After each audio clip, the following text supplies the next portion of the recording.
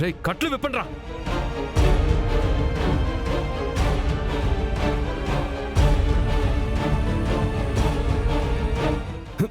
రే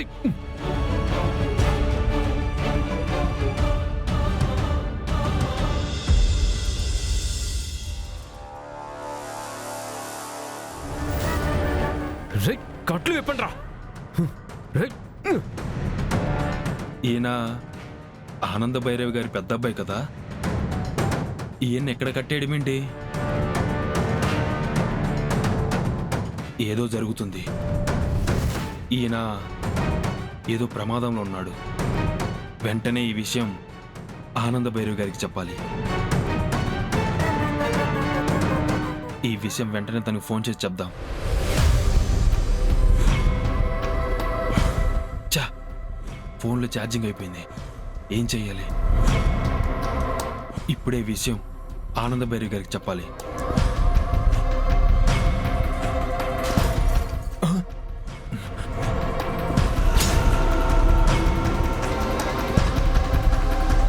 రేయ్ ఎవడ్రాది?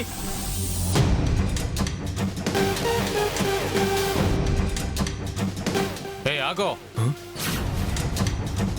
చూసేశాడు. ఇప్పుడు ఎలా? ఎవర్రా నువ్వు? అయ్యా, నాకు కళ్ళు కనపడవయ్యా. రోజు వెళ్ళే దారి కాకుండా మరో దారిలో వచ్చి తప్పిపోయాను. కాస్త మెయిన్ రోడ్డు వరకు తీసుకెళ్తారయ్యా?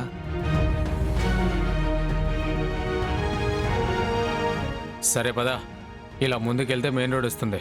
పదా.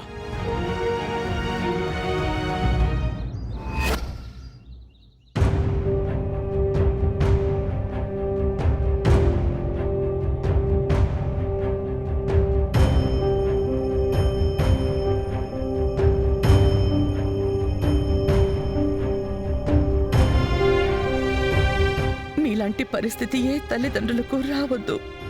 ఇంతవరకు రోహిత్ ఏమైపోయాడో తెలీదు. కనీసం బ్రతికున్నాడో లేదో నన్న సమాచారం కూడా లేదు. పెద్దబాబు గురించి నిజం తెలిస్తే నువ్వేమైపోతావోననే భయంతో నా గుండె ఉక్కిరి బిక్కిరి అయిపోతుందత్త.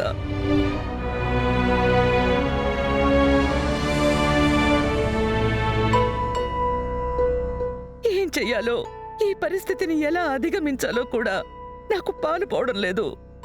నా వల్ల కావడం లేదక్క, కావడం లేదు.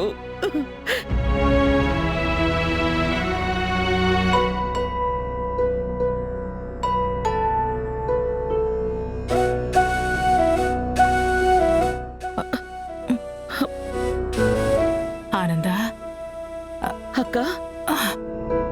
ఆనంద, నువ్వెప్పుడొచ్చా? ఇప్పుడే అక్క, కాసేపు అయింది అంతే. అలా ఉన్నావేంట ఆనంద? ఏ అక్క, బానే ఉన్నానుగా.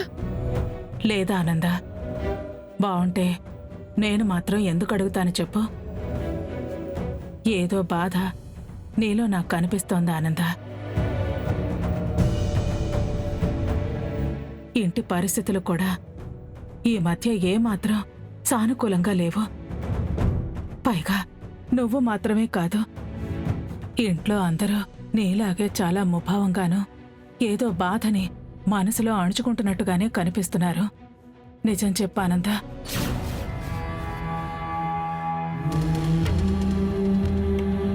మీరెవరైనా ఏదైనా విషయాన్ని దాస్తున్నారా?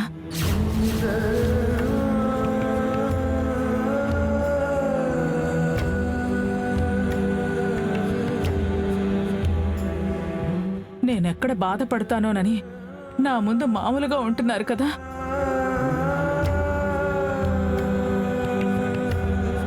అయ్యో అక్క, అలాంటిదేం లేదు. అయినా అంతగా దాచడానికి ఏముందని? అంతా ఇంట్లో నీకు తెలిసిందేగా ఉంది. తెలిసింది కాకుండా తెలియంది ఏదైనా ఉండొచ్చు కదా ఆనందా? లేదక్క, అలాంటిదేమీ లేదు. నేను మామూలుగానే ఉన్నాను. నువ్వు మామూలుగా లేవు ఆనంద. నీకంటూ ఏదైనా కష్టం వస్తే కూడా ఎంతో గంభీరంగా ధైర్యంగా నిలబడి దేన్నైనా ఎదుర్కొంటావు. కానీ కుటుంబంలో ఎవరికైనా ఏ కష్టమైనా వస్తే మాత్రం ఏం జరుగుతుందోనన్న భయం, ఆందోళన కనిపిస్తూ ఉంటుంది. ఇప్పుడు నేను నీలో చూస్తోంది అదే ఆందోళన ఆనంద. అది నువ్వెంత దాచాలని చూసినా కూడా దాగదు. ఎందుకంటే నీది అమ్మ మనసు. కుటుంబాన్ని బిడ్డలాగా సాగుతావు. నీలో ఈ ఆందోళన నా గురించే కదా. నాకేమవుతుందో అని బాధపడుతున్నావు. నాకేం కాదు ఆనంద. నాకొచ్చింది చిన్న గుండె నొప్పే. తగ్గిపోతుందిలే.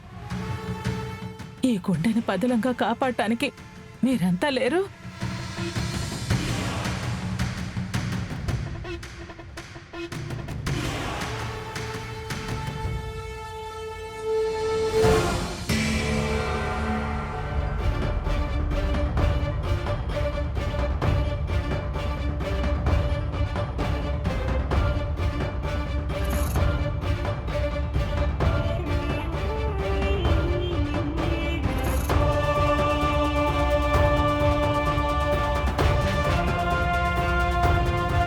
Hello sir, hello madam.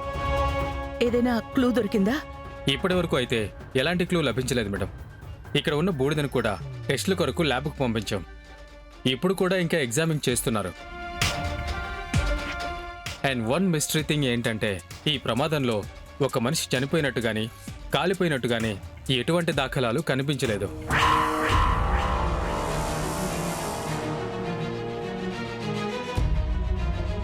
Inspector గారు, ఏంటండి మీరు చెప్తోంది? నిజంగానా? అవును మేడం, కాలిపోయిన అన్ని టెంట్స్లోనూ చూసాం. మనిషి కాలిపోయినట్టు మాత్రం ఏ ఆధారం లభించలేదు.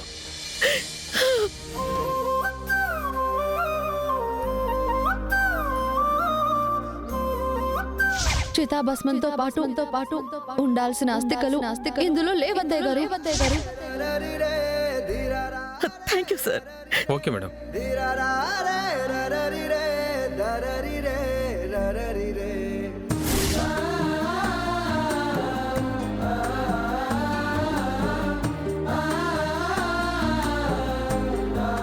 శరణ్య అనుమానించినట్టు అస్థికల్లో రోహిత్ చనిపోయినట్టు గాని ఎటువంటి ఆధారం లేదు. ఇక్కడేమో మనిషి చనిపోయాడు అని తెలిపేందుకు ఏ ఆధారాలు లేవు. అంటే అంటే అంటే రోహిత్ అంటే రోహిత్ బ్రతికే ఉన్నాడు.